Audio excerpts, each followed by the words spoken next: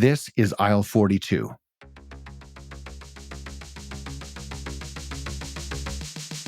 Let's continue our walk down the organic wild side. In this episode of Aisle 42, I talk with Ian Walker, affectionately known as the organic godfather of Western Canada. Well, at least that's what I call him. Ian is the visionary co-founder of Hippie Snacks and Left Coast Naturals, two brands that are known for quality, transparency, and sustainability in the food industry. From his humble beginnings selling peanut butter at a local market to leading a movement towards clean, simple ingredient snacks, Ian shares his incredible journey and the inspirations that have fueled his nearly 30-year career in organics. Oh, and we even get to talk about my favorite crackers, their banana bread crisps. So let's get into the future of food and snacking and the power of organic living. Here's Ian. Okay, Ian, your legend precedes you, so I'm excited to see where these next 20 minutes are going to take us. The rumor is that you're the organic godfather of Western Canada, but before we go down that road, we'll jump right into the deep end with our idyllic kickoff question, and that is, if you were to imagine the perfect grocery store of the future, what would it look like? Oh, wow. That's a hard-hitting one. Whew. To me, it would be all about transparency. So easy ability to see where the food came from, what is in it, what things to watch for. And there would be some consistency in the rules around, people claim that it's healthy. There's one standard set of rules on what that really means. Or if they claim that it's good for the environment, then there's one standard set of rules. So I think the pieces of regulations around that would be set in place so that when they go to the store, consumers can completely know and make easy choices. It might terrify some of them if they actually start to see where their garlic is coming from, or where, their red raspberries in their plastic clamshell that they've come, from 3,000 miles away. But that transparency, that supply chain transparency, it would be a beautiful thing to see more open and more honest. I just think people can make better informed choices. I agree. So I'm going to lead the witness here a little bit and share with you a quick little story. My daughter and her friends raided my pantry the other day while I was upstairs working, and the cacophony of sound that was coming up the stairs. It started as high-pitched banter, and it turned into a chant. And the chant was, "It tastes like banana bread. It tastes like banana bread. It tastes like banana bread." And I think there was some dance routine involved. So I knew instantly what that meant, is that they had found a pouch of Hippie Snacks banana bread crisps. So that was always fun. But Are you going to get them to record that for us? yes, maybe we should get a little recording, do a little jig for TikTok. Yeah, sounds good. I love it. So the ingredient deck on these Hippie Snacks is a beautiful thing. So simple, so clean. A lot of ingredient panels on the backs of these, snack pouches and, manufactured food. They can be pretty long, yours or not. And I know that when you look back on all of the things that you've done and all the way to this point where you guys are, one of the many things you're doing is manufacturing simple ingredient snacks in a standing pouch that make people happy and make children chant food. When you look back on the journey to get here, what is it that inspired all of this? Is it 30 years in the business of organics, or 40? I mean, I don't think you're, I'm not quite that old, but yeah, not quite that old. I'm so sorry. But where did this all start? It's 28 years, but sorry, I'm cutting you off. What was your question? What's inspired, or what's your question? Exactly. What was the inspiration for all this, looking back 28 years, looking to now? I mean, I kind of fell into this. I'm just really lucky. I started this business when I was only 24, and I really knew nothing about the food industry, to be frank. I just moved out west after university and was hanging out with a friend of my older brother's who was at Emily Carr doing graphic design. He designed a food package as one of his final year-end projects for some peanut butter that he was making. And he said, "Oh, hey, I wonder if this could be a business. Could you help me out?" And so we started making product and selling at Granville Island. And so I literally just sort of fell into this. I'd always had a fascination with food, but both of us came at this from a sustainability perspective. I had worked as a canoe trip guide, and I'm a big outdoors person. So that environmental perspective always hit home for me. And Jason, the fellow that I started with, he was an Olympic athlete that was vegan, and that wasn't very common in the 80s, which is when he was competing. So he came at this from a nutritional perspective and an organic perspective. And so I just got lucky enough to be friends with this guy. We started the business, and I basically learned along the way and very quickly found out that it really was my calling because it's hit on all the areas that I loved. Like it's a business with purpose and it aligns with my values. And I can be an environmentalist and yet be an entrepreneur at the same time. But I didn't know that coming into this. I kind of discovered that through doing it. And advocacy through food, it's a bit of a journey and a bit of a zip folder when you start to get into the weeds. And I know that in your work in organics, you guys also, in parallel to Hippie Snacks as the snack brand, you guys are also doing bulk ingredients in grocery stores. I see in grocery stores in my neighborhood, left coast, bulk bins, and those infuriating like zip ties that you have to write numbers on or all that kind of thing. But a wonderful lineup of organic products. Can I ask, how is that sort of part of the grocery store doing? I remember shopping the organic, sort of the bulk bins when I was younger with my parents. And I kind of felt like they went away for a while. And now I'm seeing them come back more. And I'm curious to get your take on the future of bulk buying in grocery stores.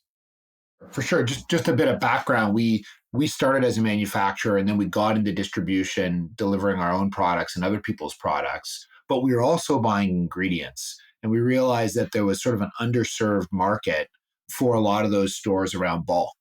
And so we started using our buying power as a manufacturer to take those ingredients and start selling them to stores and create programs for them to help lift that up because it is kind of a bit of a afterthought area of the store, but it actually should be, it actually is a really sexy piece of the store. It's an area of the store where they make really good money.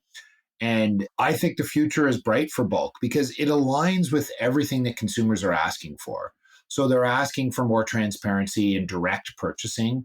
Well, basically, we're buying from farmers and then it's going directly into the bins. You don't have a whole bunch of middlemen. People want clean ingredient lists. It's just one ingredient. It's usually super simple. They want less packaging. Well, there you go. You can buy what you want. You want less food waste. You buy as much as you need. You don't have to buy too much and buy a really big bag. You can fill up the bag as much as you want.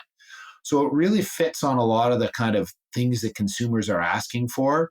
The tricky part has been making sure that the stores support it and that consumers are willing to put that little bit of extra work into kind of bagging their own products. And so we've been really working to try and make it easy for retailers so that they can promote it and that it can be a super interesting part of the store. Because we always think of it as like, it's literally like dry produce. Yeah, and I was filling up a bag the other day. I think it was, I'm going to say it was oats. And the lady beside me was getting some nuts and maybe it was pumpkin seeds. And she sort of remarked at the price. She's like, "Oh, these are more expensive than I thought." And I just sort of thought I'd take the moment and kind of just say, "Yeah, but they're really, really delicious." That's all I could say. That's all that came out. I didn't prepare that statement. And she looked at me, she went, "Really?" I'm like, "Yep." She went, "Okay." And she did stop. The pouring stopped there for a second. She's like, "Okay." And she tied off her bag and wrote her little number on the zip tie and carried on. But the price tag of organic bulk, it is noticeably more than the non-organic products. But when consumers are faced with these choices, I wonder just how clear are they on the benefits of organic? Do they really get it? I mean, is it preaching to the choir, or is there an opportunity for a consumer to see this, what is a premium priced ingredient, and kind of go, "Oh, you know what? I'm going to make this switch. I'm going to try this, even though it's going to cost me more." Well, it's funny. I think that's one of a bit of a bane of my existence is the lack of understanding on what organic is. And I mean, I've been living it for almost 30 years. So I know it, but I'm constantly amazed how little people understand. Like they do consumer testing and things like pesticide free score way higher than organic. Natural scores way higher than organic. Whereas organic is pesticide free, but also so much more. It's regenerative. It is, it is welfare for animals. Like there is a lot of other aspects to organic. And I've never understood that, in that you have one certification that kind of ticks so many different boxes. And yet it's almost too much for people to handle. They just want to know, oh, is this chemical free or this is pesticide free? So sometimes it almost has too many things to claim. It's kind of like when you see front of pack, if people have too many claims on the front, it all starts to blur.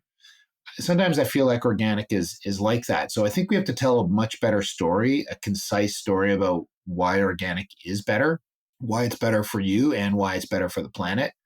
So we're starting to do that a lot more. Like we do training with staff at stores about why organic is better, so that when consumers ask them, they can talk about it. We do it at demos with consumers where we talk about it. We have QR codes so you can go in and learn a little bit more about the farmer and what are some really cool things they're doing, be even beyond organic. Like our walnut farmer, they power their entire processing facility and all of the coolers with the walnut shells. They burn the walnut shells and create power.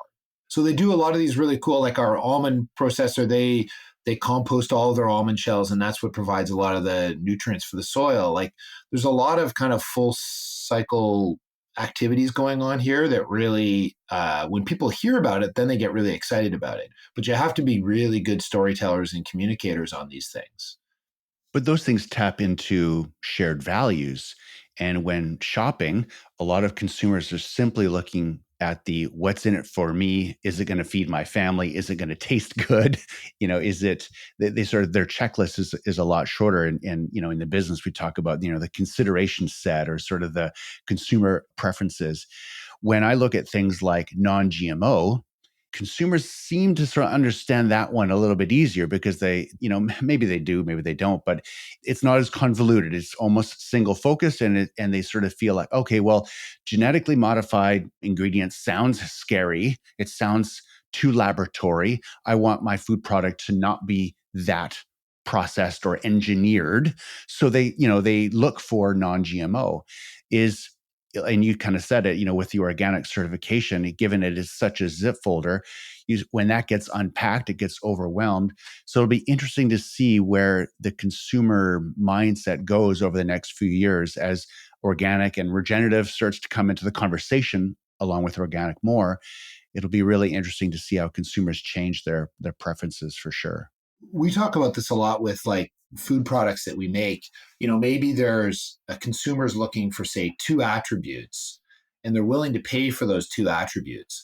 But maybe you have five attributes for your product, but you're giving them three attributes that they're not willing to pay for. If they're only willing to pay for two and you give them five, then you're costing way more because of those other three attributes. And sometimes maybe organic falls into that. It's got all of these pieces, but people just want to be able to say, okay, it's chemical free or it's non-GMO. So, like I said, I think that there is a really good simplified story that we can tell about organic, and we need to be better about it and way more concise. I'm on the Canadian Organic Trade Association board, and this is something we talk about fairly frequently on how we can tell this story better and how these other aspects, while new and more topical, have always been part of organic. So they're kind of doing what we've done, but getting more credit for it, which is frustrating, of course. Yeah, I get that.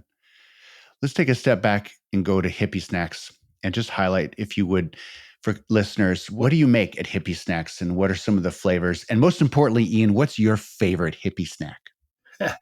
So we manufacture real food snacks, so snacks made from real food. So we have a line of crisps that are made from either avocado or cauliflower or almonds, and then we have some sweet ones made out of banana, so it tastes like banana bread, as you alluded to earlier. And then we also have granolas and clusters.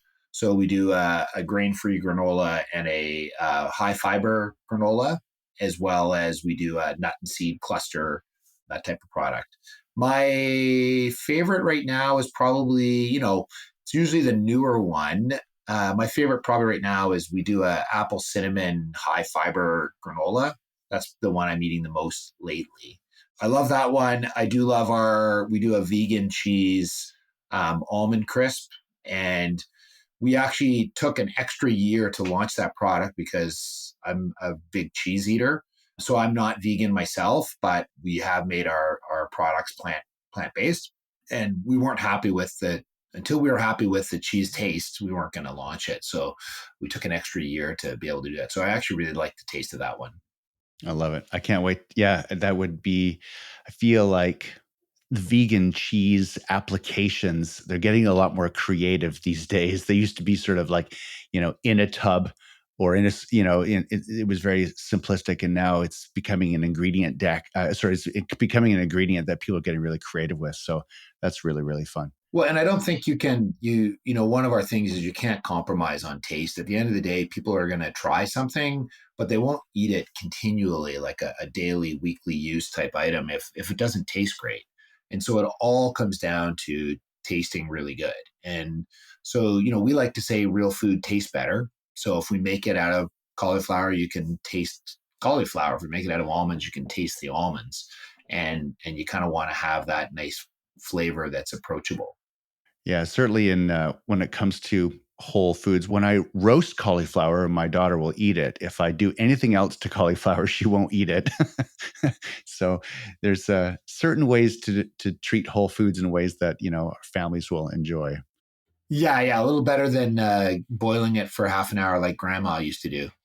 Yeah, or do you remember the microwave Tupperware sort of clamshell and it's just radioactive vegetables? Or it was asparagus that was just pulverized, like radioactive hot, and it was just basically stringy.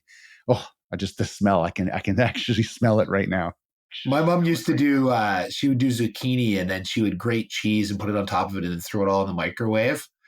Because if there's cheese on it, we would eat it. But I still, yeah, it bothers me thinking about that. I remember when my mom got her first microwave, she went to a microwave cooking class at some like Future Shop or some, digital, electronic store. They had a microwave cooking class. She came home with her cookbook and everything was going in the microwave. I actually didn't know what eggs tasted like for a number of years because it was always microwaved eggs. It was like, those are nightmarish type opportunity Now we moments live for in the sure. air fryer age. Yeah, I'm not there. I didn't buy an air fryer. I haven't air fried. Everyone talks about air frying, but I haven't done. Are you an air fryer? Yeah, it's just quick and easy. It's nice. I have an Instapot, but I only use it for slow cooking. I haven't done any of the high pressure cooking yet. So I guess I'm old school. I don't know. Yeah.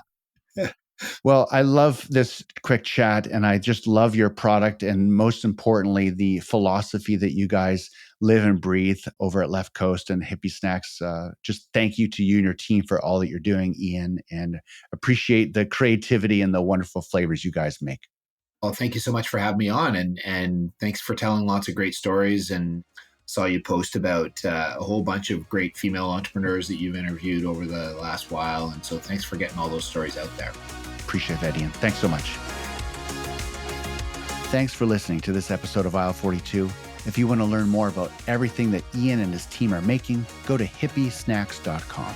Okay, there's just 5 episodes left in season 1 of Aisle 42, and then we'll be taking a short break while we prepare for a packed season 2, which is going to include an expanded lineup of episodes that are going to be really, really fun and totally different. But that's all I'm going to say for now. That's it for me. I'm Corwin Hebert from Ethical Food Group, and I'll see you in the future.